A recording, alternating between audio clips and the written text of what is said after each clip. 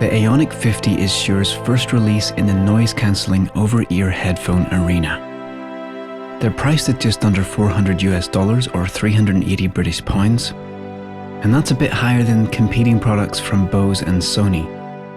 So the question is, are they worth it? Well, let's see.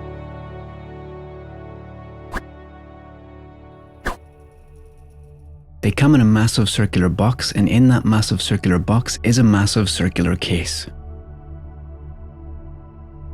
You get a USB Type-C charging cable and a 3.5mm to 2.5mm audio cable. The build quality is really nice. The materials all feel premium. The leather is soft and vegan, so no animals were harmed in the making of these, and these parts of the headband seem to be made from anodized aluminium. My first pair came with a slight rattle in the left cup, and the noise cancelling switch was a bit crunchy and difficult to select the middle setting. Shure quickly sent me a replacement which has no such issues. But I do still think this switch could use a little more work, maybe make it a bit more solid and add some groove to increase grip for cold fingers. The volume buttons have a soft travel and a very subtle click, just enough to let you know you've pressed one but not clicky enough to feel cheap. Comfort is excellent despite being a bit on the chubby side at 334 grams, and there's lots of scope for the soft and supple ear cups to be positioned exactly where you want them, with these incredibly solid, smooth and industrial feeling pivot points. I've been using these for at least 6 hours every weekday for the last few weeks, and I find them comfortable enough to wear for extended periods. In terms of style, on small heads they might look a bit large and dorky when you're walking the dog or standing at a bus stop. But I mean, if Adam Levine can look this cool in them, there's no reason you and I can't. All the controls are on the right side, starting with the power button, then volume down, volume up, and a central button with a raised bump for play pause, next track, previous track, and voice assistant. Double tapping on the power button tells you the battery level. At the top is a sliding switch for selecting noise cancelling on, noise cancelling off, or environment mode, which feeds ambient sound from the outside to the inside so you can hear what's going on around you and have conversations. And this works exceptionally well. After about 5 minutes, I forget I'm using this mode because it feels like I'm hearing the world without headphones on. The amount of external sound you can mix in can be adjusted in the app using a slider, from nothing at all right up to almost superhuman hearing. Inside the cups we have 50mm drivers with a frequency response of 20Hz to 22 kHz, a sensitivity of 97.5 decibels per milliwatt, and an impedance of 39 ohms. The battery is good for about 20 hours, but this is just a guide because power consumption can vary a lot depending on the kind of music you listen to, how loud you crank it, and how much you use noise cancelling or environment mode. For wireless they use Bluetooth 5.0 and they support pretty much every codec there is. They've got SBC, AAC, aptX, aptX HD, and the rarest one of all, aptX low latency. Not that many headphones support aptX low latency at the moment, and it's the only one that's really usable for any kind of half-serious gaming or video editing, because it provides a latency of only 40 milliseconds, which means the lag is basically undetectable by the average person. I'm really pleased to have low latency support on the Aonic 50 because I can use them wirelessly when working on things where latency needs to be low. They also support Sony's LDAC, which is the latest and arguably the best quality codec available. So if you like listening to lossless music files on a player that supports aptX HD or LDAC, you'll get a really nice sound from these headphones over Bluetooth. Shure provides an app called Play for iOS and Android, which lets you adjust some things like the intensity of the environment mode and the EQ. Although EQ only works on music you load into and play from within the app. This is where I was most impressed.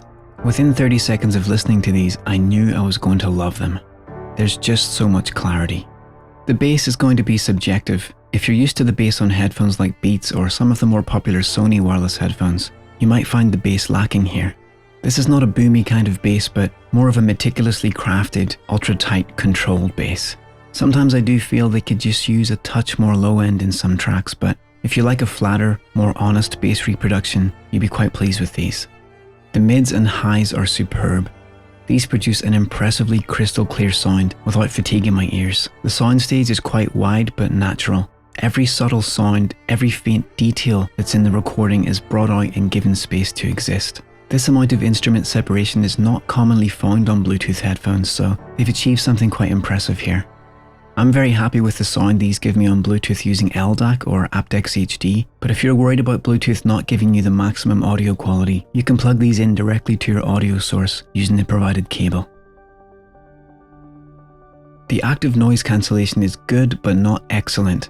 It's not as effective as my Bose QC35-2s, and after some experimentation and comparison, I don't think it's because Shure are using less effective ANC processing hardware, but simply because the physical design of the cups doesn't seal off the outside world as well as my Bose cups do. And so there's only so much the active noise cancellation can cope with when more noise is getting in through the cups.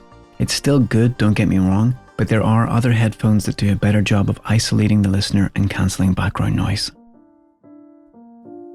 The one issue I'm having with these is when connecting to certain devices using the aptX low latency codec. I get audio artifacts like pops and clicks. If you work in music production, you'll be familiar with the glitches you get when you set the buffer too low. That's what I'm getting on these. I get this problem when I use them with my Roland R07 or with my Taotronics Bluetooth 5 transmitter, both of which connect via the aptX low latency codec by default. To test this further, I ordered a new Bluetooth 5 transmitter that's newer than my other ones, and that works much better, but it's not perfect. Most of the time there's just a bit of instability with the signal for a few seconds after initially connecting, but then it stabilizes and I get a flawless connection for the rest of the use period. But sometimes I get pops and clicks for the whole duration of the connection, and I have to power off the headphones and turn them on and reconnect them, and then the problem usually goes away. So if you plan to use these specifically on the aptX low latency codec, just be warned that, at least on the current firmware, you may get issues depending on what device you're connecting to. Of course, I think the vast majority of people will be using these headphones with devices like smartphones and digital audio players using aptX, aptX HD, AAC, LDAC, or even just SBC, and those codecs all work flawlessly. But I like to use these headphones not just for recreational music listening, but also for working on audio and video projects, so I'd like to see that low latency codec working a bit better.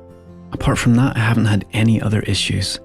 The Bluetooth range is excellent, and I haven't had a single dropout when using these, and that includes walking around the neighborhood with my iPhone or my Fiio in my back pocket. One thing I don't like, and this is an extremely pedantic complaint, but when I'm listening to music in bed, in total darkness, the blue LED flashes quite brightly, so I have to hold my finger over it or put a little piece of tape on it so it doesn't wake my partner. It's hardly a deal breaker, but there are so few things I dislike about these headphones that I'm splitting hairs to find something. I'll just cut to the chase and say that these headphones kind of amazed me. I've owned a lot of Bluetooth headphones over the years, and none of them have matched the clarity and sound reproduction that these give me. They actually make some of my other wireless headphones sound like they're broken. When I started doing A/B comparisons with my other wireless headphones, I realized just how incredibly clear and crisp and wide these sound. And so, yeah, it would be an understatement to say that I love these. And I think for Shure's first attempt at wireless headphones, they've created something quite special here, and they've quickly become my favorite wireless headphones. As always, you'll find links down below to all the gear seen in this video or that I used to make it. Thanks for watching. See you next time.